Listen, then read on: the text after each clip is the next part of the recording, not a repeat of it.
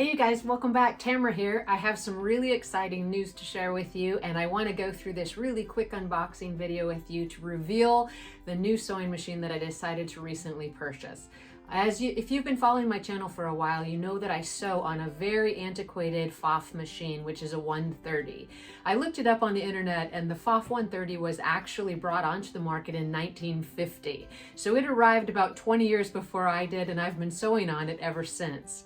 So recently my mom and my husband also encouraged me to consider buying a newer sewing machine and to think about what kind of advantages I might have with something with a little bit more technology, more stitches, and more bells and whistles to make my sewing projects even better.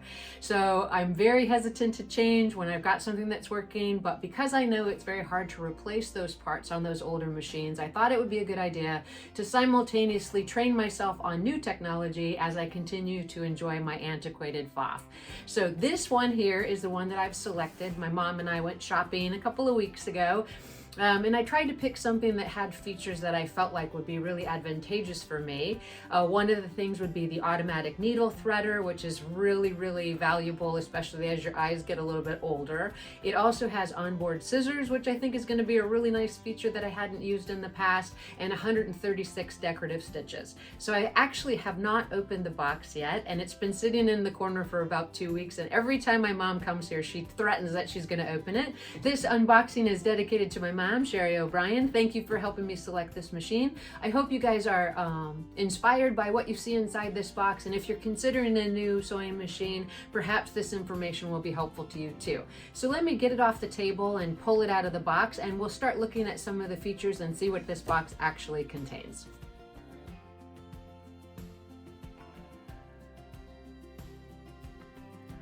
So the Ambition 620 is a fantastic machine from the reviews that I've read, but I haven't had a chance to actually try it yet. The 620 is one of 3 of the Ambition series. So the manual that you get included in your box includes instructions also for the Quilting 630. This is actually, though, the 620 user guide. So we'll go into this a little bit later as I'm learning how to use this whole machine.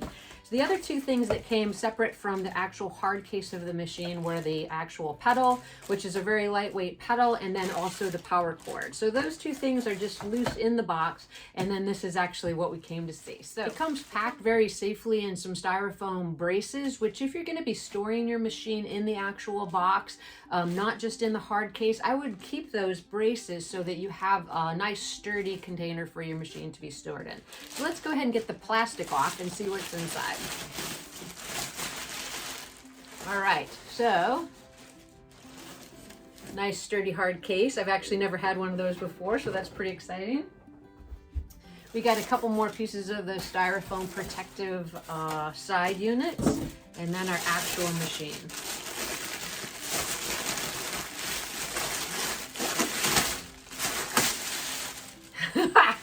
And there it is. Okay, this looks nothing like what I normally use to sew with, so I'm super excited to get started. Some of the things that I noticed when I was in the showroom that were impressive to me were just the amount of space between the actual needle and the side of the machine. My older Pfaff, I think, has a pretty reasonable amount of space too, so that will be very familiar to me.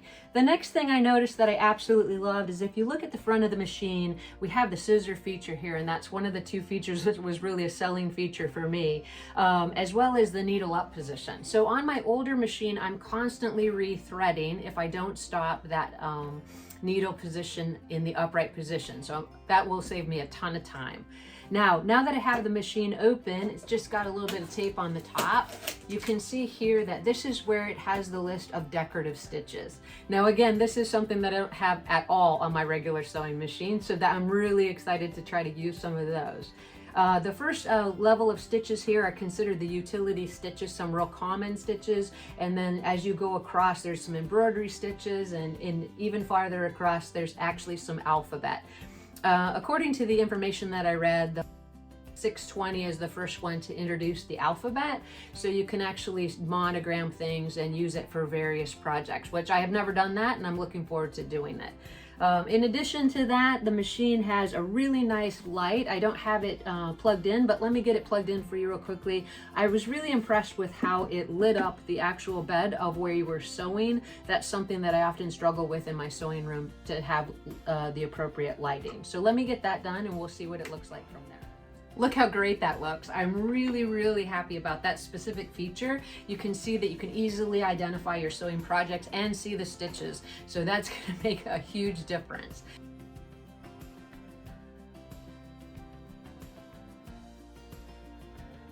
All right, now that we've had a chance to see what the machine looks like out of the box, let me turn the camera around and give you a more close-up view of what the actual sewing machine looks like and some of the accessories and buttons that are on it. All right, from this side of the machine, you can get a better view of actually how it looks. So you can see that it has a drop-in bobbin from the top, which also is a nice advantage because you can see when you need to rewind that bobbin thread if you start to run out, which I think is fantastic. Here's the scissor function that we'd already talked about, the needle upright position, and also a backstitch feature so that you can secure your seams at the beginning and the end. That is not something that I have on my older machine, and I'm often reminded while sewing that I need to do that because my seams do have a tendency to pull open if I'm not being careful. This feature right here is really interesting. This is actually a speed control, and what you set it at will also control how much pressure you have to put on your foot pedal. No matter how much pressure you put on it, it won't go any faster or slower than the speed control that you've indicated here. Also a feature I've never seen before, but I'm pretty excited to try. So let's open the top up again and look at some of those decorative stitches. As I said, the utility stitches are the first several, and that also includes anything from a straight to a zigzag, overcast stitch, as well as the buttonhole stitch. And then we have some quilting stitches here, which I haven't quilted in the past, but my mom is an incredible quilter. You have stitches for needle art, and then decorative stitches, satin stitches, and some sewing lettering techniques that you can use at the end. One of the things I noticed when reviewing this machine and watching some videos about it, it has a memory on board so you can add more than one stitch together, which also seems like a really cool idea and something I definitely want to try going forward. The thing that I really like is that the stitches are indicated by numbers. So it's always going to start in your regular stitch or your number 1 stitch. Now that I have my needle raised up, okay, if we select a stitch. All right, so it's going to start in the number 1 position or in the number 1 straight stitch, which I think is fantastic. The information that it gives you on this display is something that I'm going to have to obviously learn because I haven't had the opportunity to work with it before. If I pick an alternative stitch, for example, say I'm going to pick stitch number 4, what it does is it's going to give me the information at the top of what that stitch is going to look like, the width of the stitch, the height of the stitch, which is fantastic, and which foot to use. So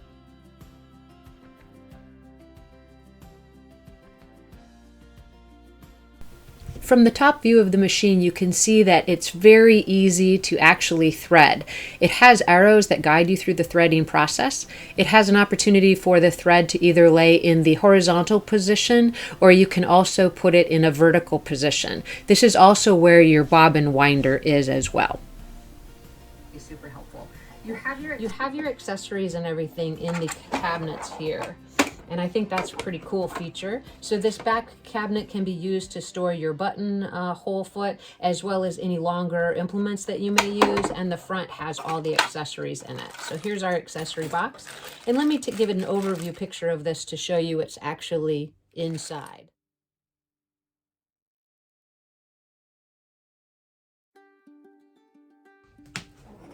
This is a quick peek into some of the accessories that are included with the sewing machine, which I think are really going to be useful tools. So right here we have a thread net. The next thing that we have is an edge guide. So I'm sure a lot of the quilters out there and people that are making things that require a certain measurement would be happy to know about the edge guide. There's 2 felt pads, which are helpful to reduce the noise when you're have your spool of thread on your sewing machine and you're actually sewing. Then we have a screwdriver, an auxiliary spool pin, ever important and always useful tool of the seam ripper.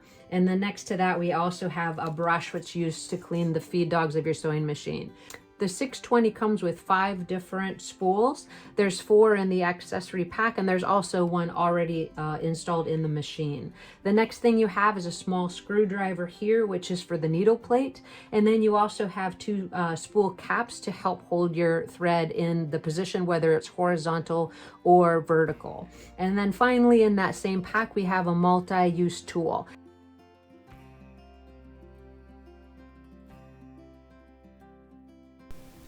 The Ambition 620 features what Pfaff calls the original IDT system. This system was first introduced to the market in 1968. It is referred to as the integrated dual feed. What this does for you as you're sewing is it precisely feeds all fabrics from the top and bottom of the machine for perfect stitching every time. The machine actually arrives with the OA standard presser foot attached. So that one you don't have to worry about. The next machine foot that you have available to you is the fancy stitch foot, and that is used with the IDT system. And you can tell that because there is a notch missing out of the back of the actual foot to show you where to attach the IDT. Next to that, you have a fancy stitch foot, and then a blind hem foot, a zipper foot, and then a very cool one-step buttonhole foot. Also included with this is a pack of Inspira needles that are ready to use with your machine. Thank you so much for stopping by today and seeing what I had in my Ambition 620 box.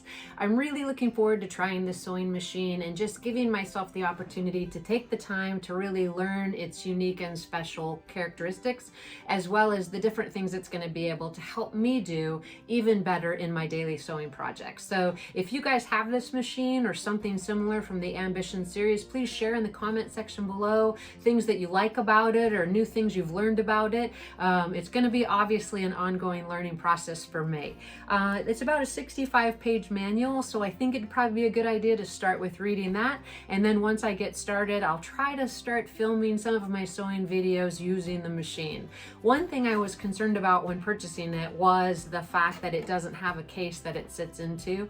My old Pfaff does, and I really enjoy that flat level surface when sewing. But my mom was kind enough to buy me an extension table for this so that I can have that level sewing surface as soon as I can find the appropriate table height. I will be on the lookout for sewing cabinets, and when I find one, if it's a really appropriate one for this machine, I'll be glad to share that information with you guys as well. As always, thank you so much for watching. If you have any questions, I don't know very much about it yet, but I'm more than happy to look it up or try to find the answer, and I will see you in the next video.